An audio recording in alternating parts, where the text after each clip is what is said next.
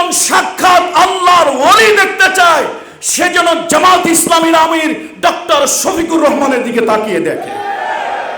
মরহুম শহীদ আল্লামা দেলওয়ার হোসেন সাইদি নব্বারাল্লাহু মারকাদাহু ওয়া জাআলাল জান্নাতা মাসওয়াহু, আল্লাহর ওলি বলেছিলেন, আমার দুটি চোখ, একটি চোখ আলিয়া মাদ্রাসা, একটি চোখ কওমি মাদ্রাসা।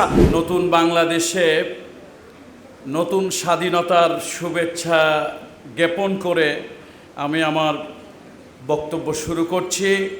ওলামায়ে কেরামদের সাথে ভবিষ্যৎ করণীয় বিষয়ে মত বিনিময়ের উদ্দেশ্যে শহীদি কাফেলা সারা বিশ্বের মধ্যে সুশৃঙ্খল সংগঠন এবং ইসলামী আন্দোলনের পুরোধা সংগঠন বাংলাদেশ জামাত ইসলামী ঢাকা মহানগরী উত্তর কর্তৃক আয়োজিত আজকের এই ওলামায়ে কেরামদের মহতী সম্মেলনের সম্মানিত সভাপতি, সম্মানিত প্রধান অতিথি এবং আকাশের নক্ষত্র তুল্য আমার সামনে অডিয়েন্সে বসে আছেন যে সকল সম্মানিত ওলামায়ে কেরাম, আমাদের ওস্তাদ ডক্টর আনামা রশিদ আহমদ, আমরা ইতিপূর্বে এর থেকেও বড় বড় দুটি প্রোগ্রাম শেষ করে আপনাদের তৃতীয় প্রোগ্রামে আসলাম।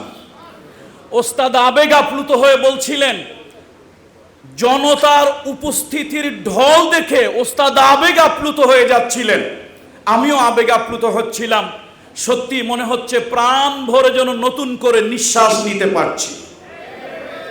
তার কারণ হলো আমাদের আল্লাহর ভয় আগেও দিলে ছিল, আজরাইলের ভয় অতটা ছিল না যতটা হাউন আঙ্কেল এবং তার সেলাবেলাদের ছিল।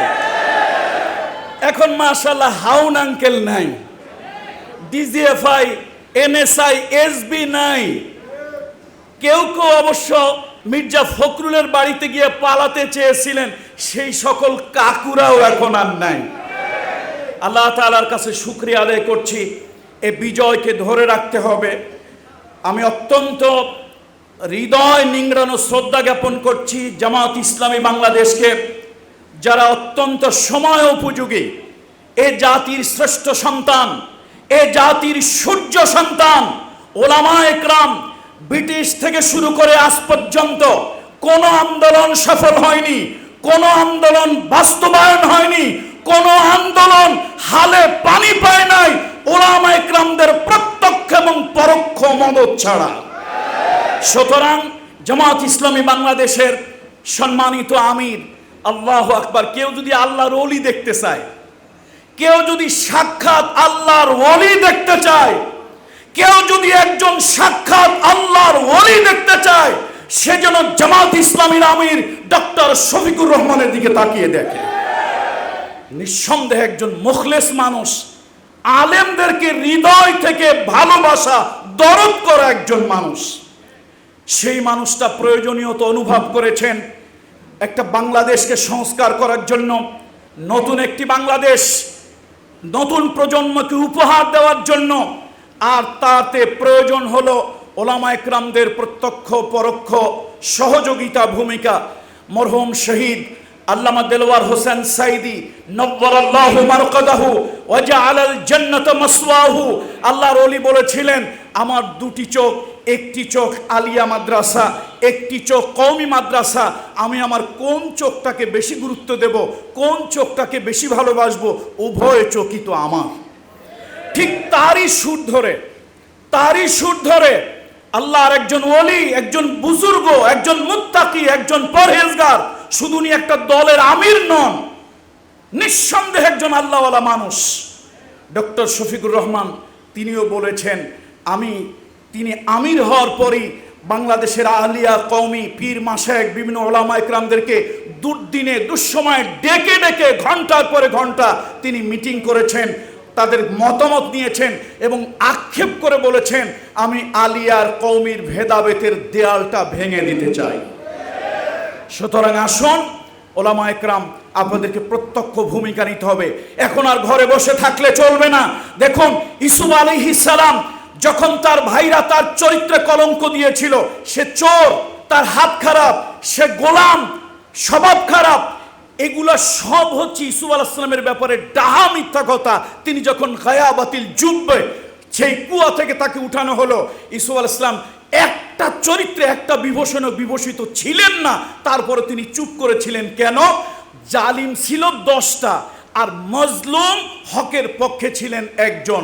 ইউসুফ আলাইহিস সালাম চিন্তা করেছিলেন, আমি যতই হকের উপরে থাকি, আমি একজন একটা কণ্ঠে শাউটিং করলে, চিৎকার দিলে বেশি দূরে যাবে না।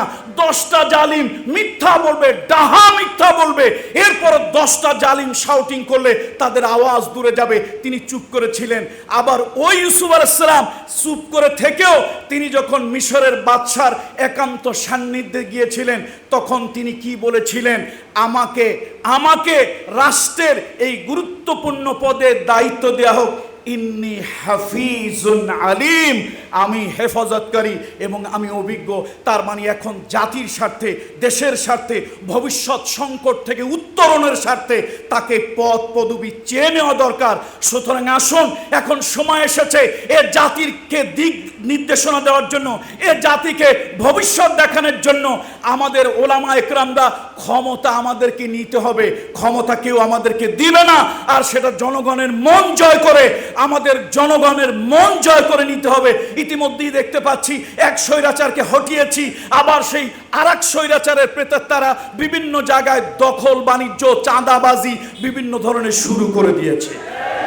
সুতরাং এক স্বৈরাচার হটিয়ে আমরা আরেক স্বৈরাচারের দিকে যাব না।